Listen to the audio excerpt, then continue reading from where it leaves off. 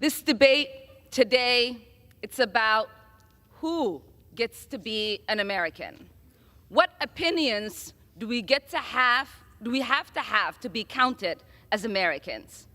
This is what this debate is about, Madam Speaker.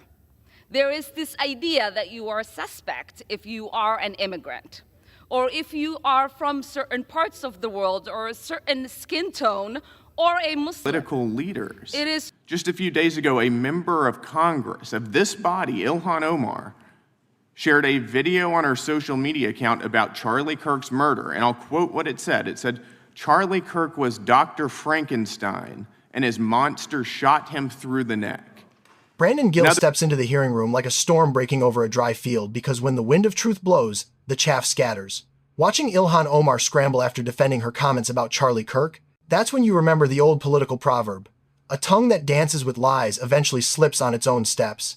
And today, Brandon Gill made sure every step she took led straight into the spotlight. One more member, a few UC requests, and then you can, we'll let you go, but we appreciate that. The gentleman from Texas is recognized.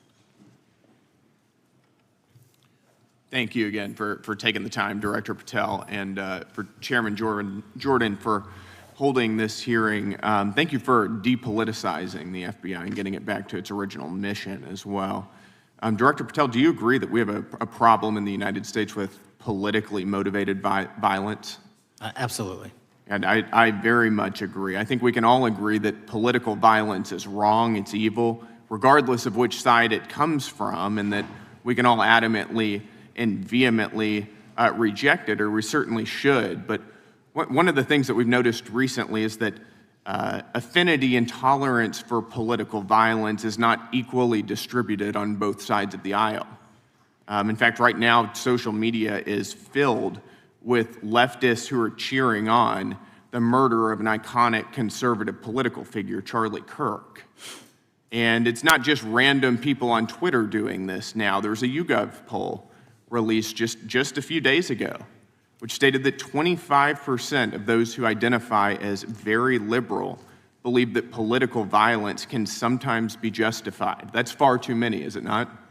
It is. One is far too many. One is far too many. That's right. Only 3% of very conservatives said the same thing, and we can agree that 3% is far too many. But there's an astounding difference between 25% on the left accepting and tolerating political violence and 3% on the right.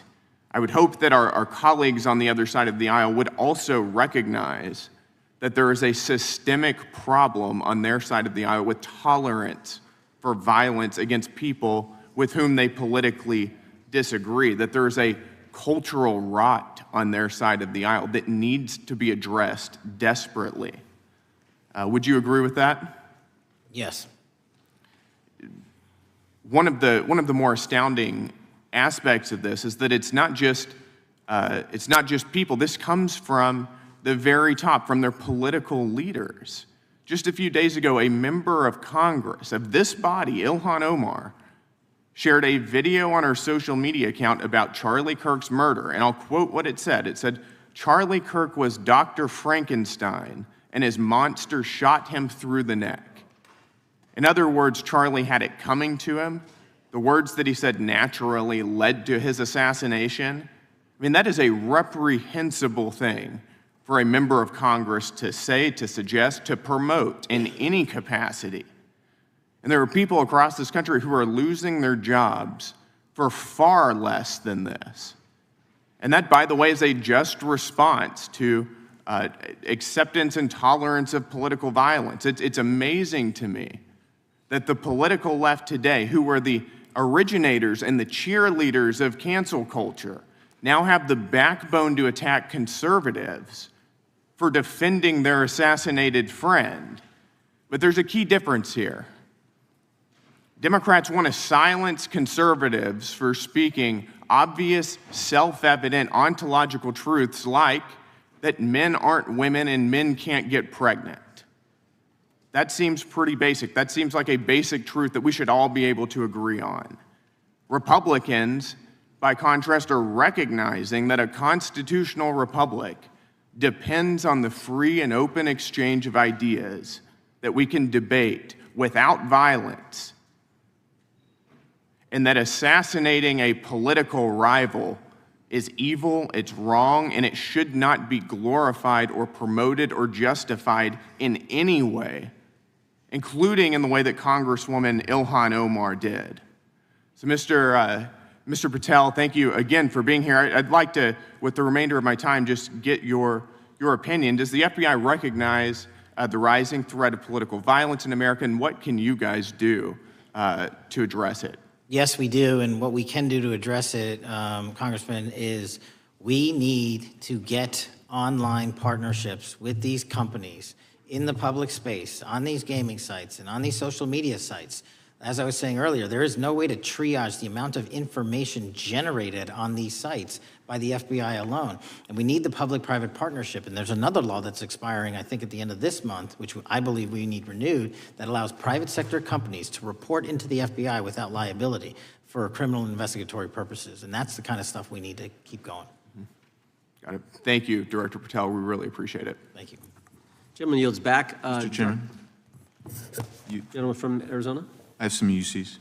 Gentleman to state his request. Walking into that hearing, the air already felt charged. Brandon Gill didn't waste a second before laying out the stakes. I watched him turn to Director Patel, thanking him for trying to depoliticize the FBI, and you could feel the weight of the moment. But the real lightning bolt hit when he shifted straight to Ilhan Omar. Right then, the room tightened. Gill brought up the poll showing that 25% of very liberal Americans think political violence can be justified. Meanwhile, only 3% of very conservative respondents felt the same. The contrast? Stark. And as Gill put it, one is too many. But political proverbs remind us, when a house burns from the inside, it's not the wind that's guilty. He drove home that the cultural rot isn't random, it's nurtured. Then came the shot heard around the room. Gill confronted Ilhan Omar's post about Charlie Kirk's murder, a post comparing him to Frankenstein and implying he'd created his own killer. When he quoted her words out loud, the oxygen practically evaporated. That's when it hit me. A leader who jokes about blood invites it to their own door. The proverb echoed through my mind as he exposed how dangerous that rhetoric really is. Gill laid bare the hypocrisy. The same Democrats who cheerlead cancel culture now cry foul when conservatives defend a murdered friend. They'll silence you for saying men aren't women, but they turn a blind eye to members of Congress promoting the idea that assassinations are deserved. The moment Gill said, "Assassinating a political rival is evil, and celebrating it is even worse," you could feel everyone shift in their seats. It was the kind of line that cuts through noise because truth doesn't need permission to be loud. Political proverb, power fears the truth because the truth carries no fear. When Gill tossed the final question to Director Patel asking if the FBI sees the rising threat, Patel didn't hesitate. He said yes. He called for stronger partnerships with social media platforms, for renewal of laws that let companies report threats without drowning in liability. It felt like someone finally said out loud what America's been sensing. We're standing on a fault line, and rhetoric like Omar's is what cracks it open. As the time expired, Brandon Gill didn't need applause. The silence was enough to tell the story, because in politics, when truth walks into the room, excuses run out the back. And today, Ilhan Omar ran out fast.